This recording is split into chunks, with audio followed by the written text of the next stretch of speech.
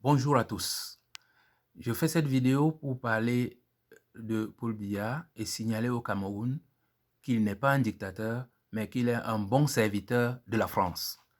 Je sais que nous sommes assez énervés et agacés et nous avons tendance à le traiter de dictateur, mais il n'en est pas un. Parce que s'il était un dictateur, il devait avoir quelque chose à dicter. Or, ce monsieur n'a rien à dicter.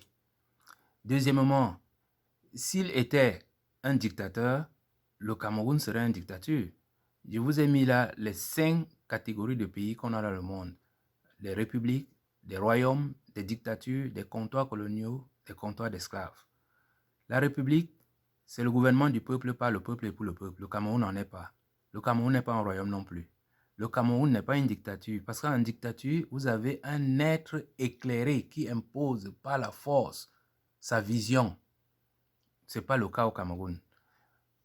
Le Cameroun est-il un comptoir colonial? Je ne crois pas. Beaucoup de gens pensent que c'est le cas, mais non. Parce que le colon a des droits et des devoirs. Quand l'Allemagne avait pour colonie le Cameroun, nous avons eu les rails. Et je vous dis aujourd'hui même, le palais de justice qui est à Bonandio, c'est une construction allemande. Donc, le colon a des droits. Ce que le Cameroun est aujourd'hui, c'est un comptoir d'esclaves. C'est-à-dire où le maître a tous les droits, mais n'a aucun devoir, aucune responsabilité. La France prend tout au Cameroun, mais n'a aucune responsabilité. C'est ce qui fait de Paul Biya un serviteur docile de la France.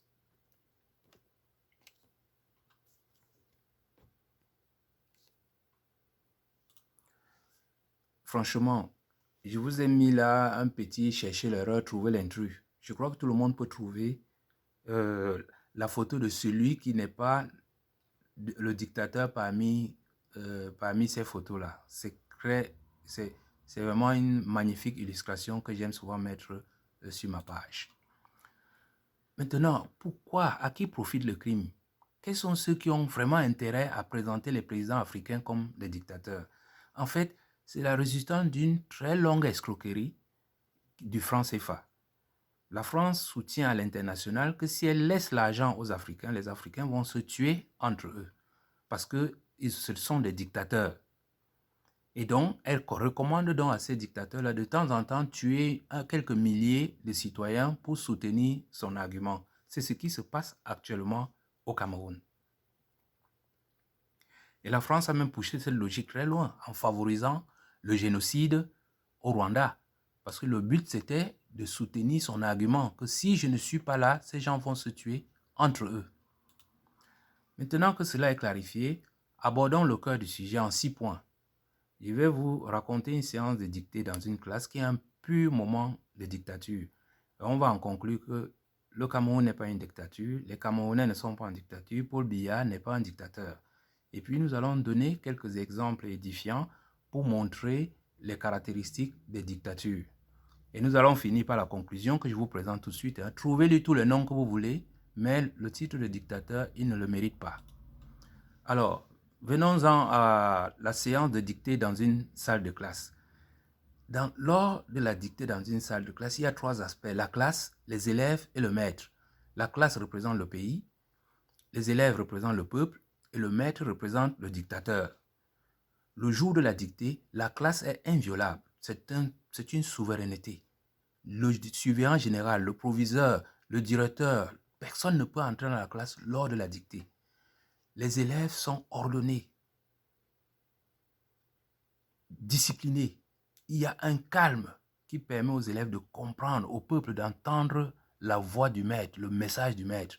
Alors quant au maître, le jour de la dictée ou la maîtresse, elle a un document en main. C'est en fait, en général, le programme du dictateur. Et dès le titre, tout le monde sait déjà de quoi on va parler.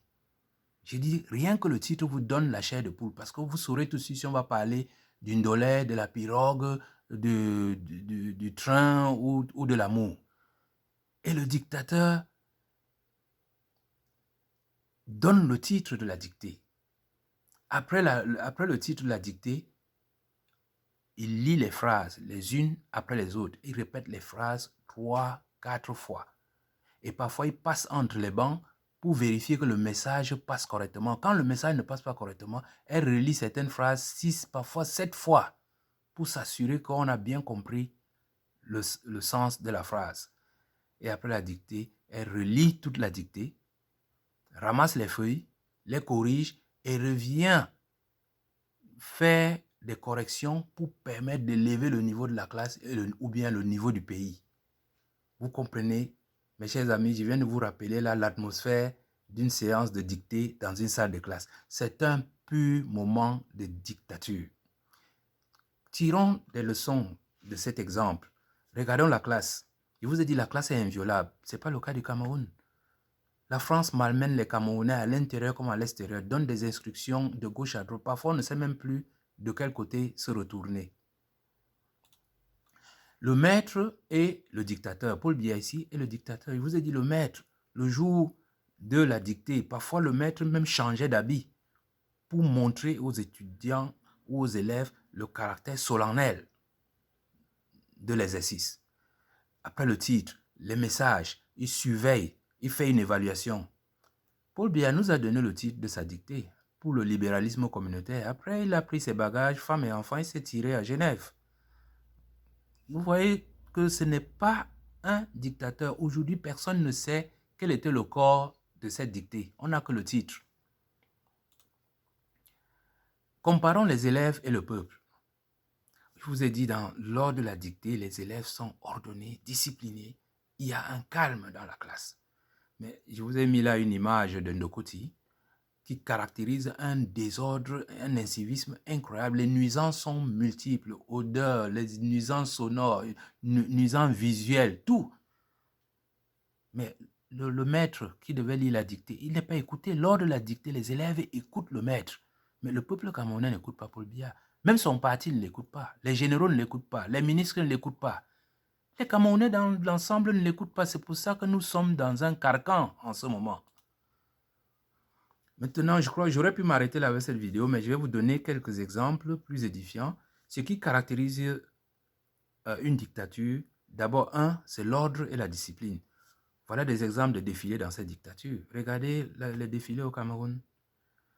Avec cette image surréaliste des militaires qui poussent la voiture du président parce qu'elle ne démarre pas. Vous êtes toujours en dictature? Je ne crois pas. La propreté. Ce qui caractérise les dictatures, ceux qui ont voyagé dans les pays de dictature, c'est la propreté. Regardez le Cameroun. C'est incroyable. Sport, art et culture. Dans les dictatures, le sport là et la culture sont élevés comme une religion. Mais au Cameroun, la seule culture, l'art que Paul Biya a au Cameroun, c'est de maintenir debout la statue du général Leclerc. Il a juré à la France que tant qu'il est vivant, cette statue trônera sur la place de la Poste à Bonandia.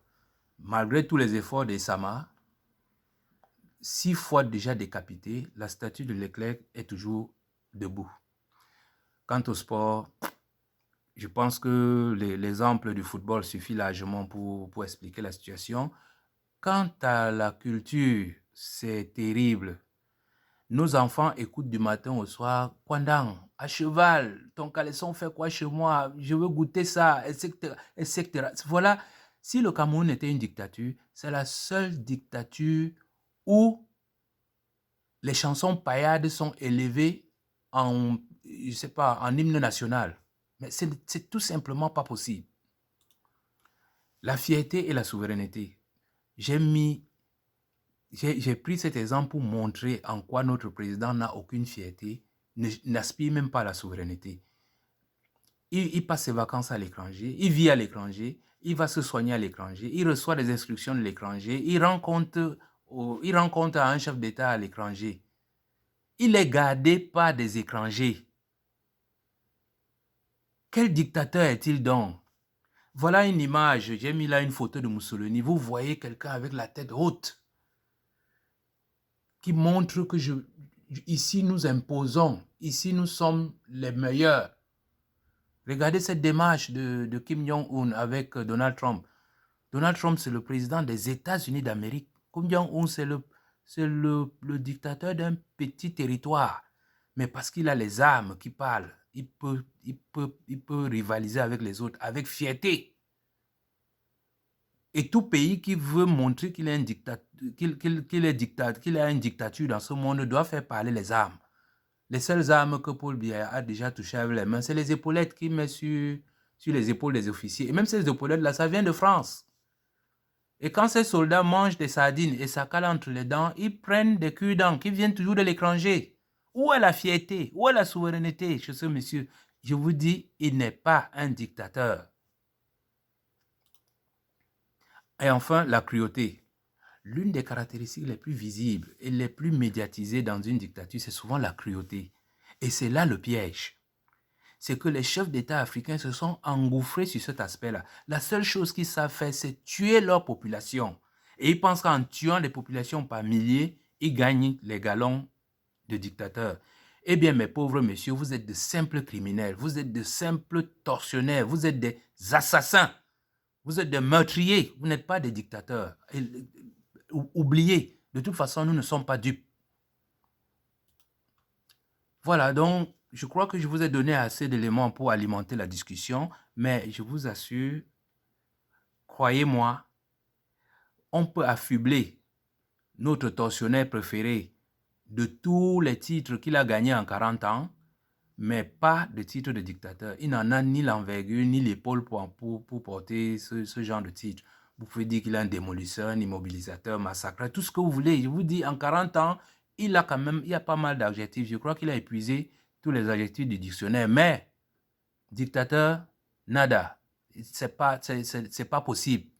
Il n'en a ni l'envergure, ni la gueule, ni la vision. Je vous dis, il va dicter quoi? Il dicte quoi à votre avis? C'est pour ça que je persiste et signe. Et je sais que mes amis vont encore dire le revoilà à nouveau. Mais je vous le dis, si vous affirmez que Paul Biya est un dictateur, donnez-moi au moins ce qu'il dicte. Ça pourra me convaincre. Merci de partager ce message. À bientôt.